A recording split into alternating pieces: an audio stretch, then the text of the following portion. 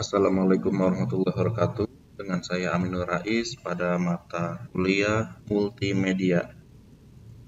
Pada video kali ini kita akan membahas materi minggu ke-7 tentang pivot table dan grafik. Video kali ini kita akan membahas lebih lengkap penggunaan pivot table dan juga manajemen grafiknya. Untuk dasarnya bisa dilihat di materi sebelumnya di minggu ke-6. Grafik biasanya digunakan untuk menyajikan data statistik untuk mempermudah dalam membaca data.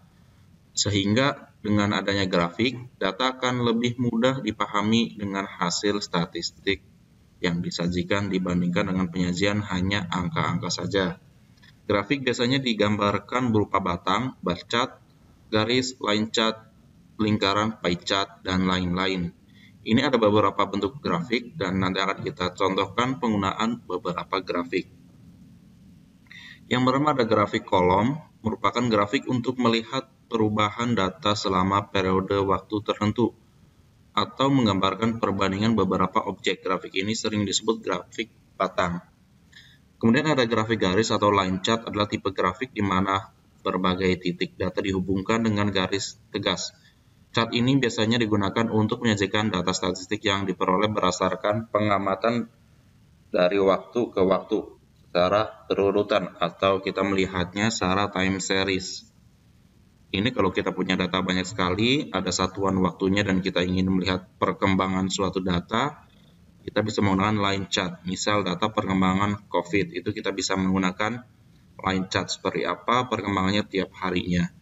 Kemudian grafik batang atau bar chart merupakan salah satu tipe grafik yang digunakan untuk menunjukkan perbandingan data.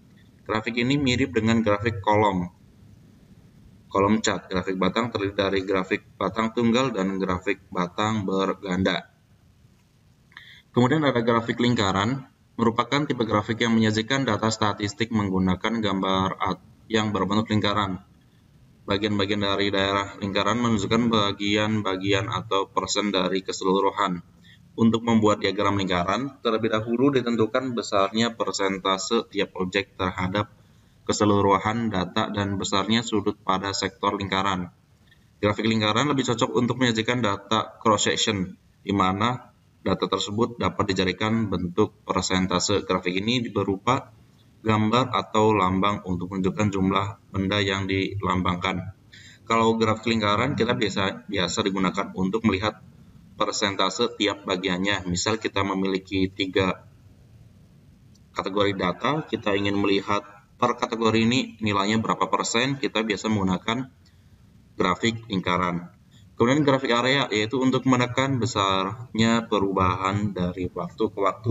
Grafik ini untuk menggambarkan hubungan kecepatan dan waktu pada gerak lurus. Area yang terbentuk merupakan besar perpindahan. Ada juga grafik XY scatter, umumnya digunakan untuk menunjukkan hubungan antar nilai variabel sumbu X dengan nilai variabel sumbu Y. Grafik ini digunakan untuk menggambarkan grafik lurus seperti grafik tegangan versus kuat arus dan sebagainya. Ada grafik stok, biasa digunakan untuk menggambarkan fluktuasi suatu data, misalnya fluktuasi harga stok atau fluktuasi suhu harian pada suatu daerah. Grafik permukaan atau surface chart digunakan untuk mencari kombinasi optimal dari dua rangkaian data. Kemudian grafik radar digunakan untuk membandingkan nilai keseluruhan dari sejumlah rangkaian data. Grafik combo merupakan grafik kombinasi dari beberapa jenis grafik sekaligus, misal grafik kolom dengan grafik garis, dan sebagainya. Oke, sekarang kita akan memulai membuat grafik. Pada slide ini menggambarkan membuat grafik berdasarkan data aplikasi pengolahan toko. Namun pada video kali ini akan diimprove menggunakan data yang lain. Nah, kita akan mengimprove-nya dengan data ini. Silakan bisa di-pause terlebih dahulu pada bagian ini. Atau bisa juga menggunakan data yang sejenis. Oke, yang pertama kita akan mencoba membuat grafik.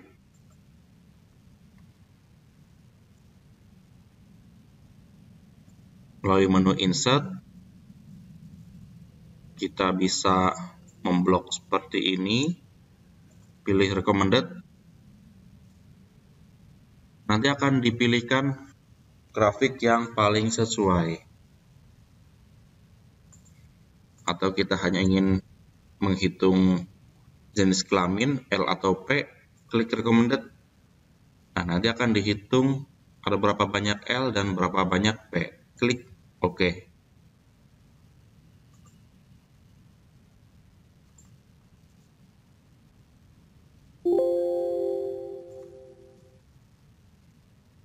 Insert, Recommended, bisa ini atau Alt Chart untuk melihat seluruhnya. Ternyata direkomendasikan langsung menggunakan pivot table. Oke, kita langsung saja data ini kita gunakan pivot table. Pilih menu Insert. Sebelumnya ini kursornya kita taruh di A1. Insert pivot table. Oke. Untuk membuat grafik atau mengolah data statistiknya, kita lebih enak menggunakan pivot table. Misal, yang pertama kita akan melihat berdasarkan jenis kelamin. Maka ini jenis kelamin kita tarik ke row, kemudian jenis kelamin kita tarik ke value. Dia akan dihitung banyaknya data berdasarkan jenis kelamin. Ini akan langsung ketahuan, L-nya ada 7, P-nya ada 13. Untuk membuat grafiknya, kita tinggal klik ini pivot chart. Nanti ada pilihan, bisa menggunakan diagram batang atau kolom seperti ini, ataupun pie. Kita coba yang kolom terlebih dahulu. Untuk melihat ini datanya ada berapa, kita bisa masuk ke menu desain, add chart element, pilih data label, kita berikan label.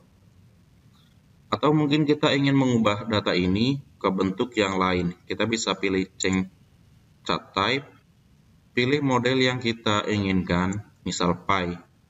Oke. Kita sudah membuat diagram batang dan juga diagram lingkaran. Misal di data ini ada informasi yang kita perlukan. Kita bisa melalui add chart, bisa menambahkan beberapa informasi yang dibutuhkan, atau quick layout.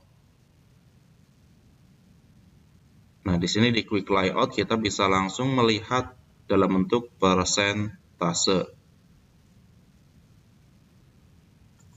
Klik. Oke, ini ketahuan ya. L 35%, P 65%.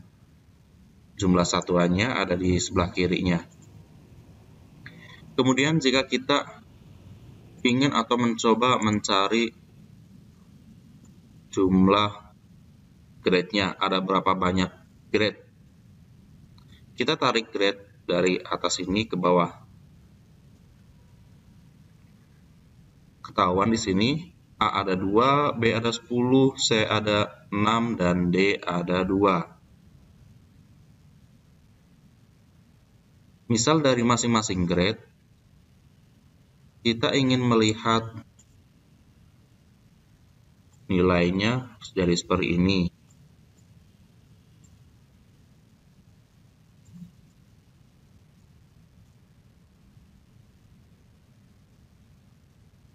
Kita bisa coba-coba ya untuk menariknya satu demi satu.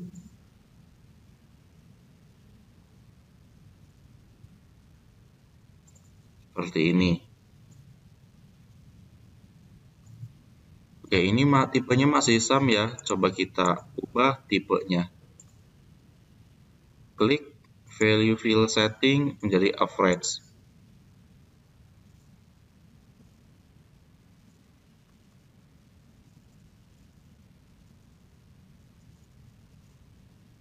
Nah, di sini ketahuan grade A, B, C, dan E. Yang A bahasa Indonesia-nya rata-ratanya 80, nilainya bahasa Inggris 91 dan matematika 90. Dan yang D, rata-rata bahasa Indonesia 57, Inggrisnya 60 dan matematikanya rata-ratanya 71.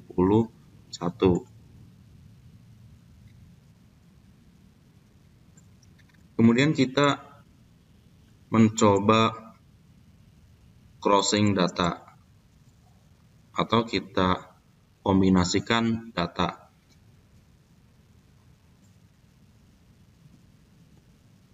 Misal di sini saya ingin melihat grade berdasarkan jenis kelaminnya.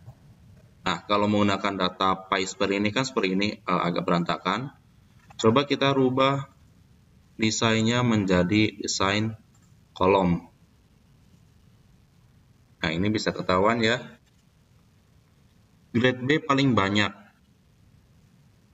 Dan paling banyaknya lagi ada di P. Perempuan ada 8 orang. Kita bisa membuat perbandingannya seperti ini, atau menggunakan perbandingannya langsung menggunakan persentase. Kita misal di change data type, pilih bar, pilih bagian 100% stack bar. Kita coba. Oke. Kemudian jenis kelaminnya kita pindah ke sini.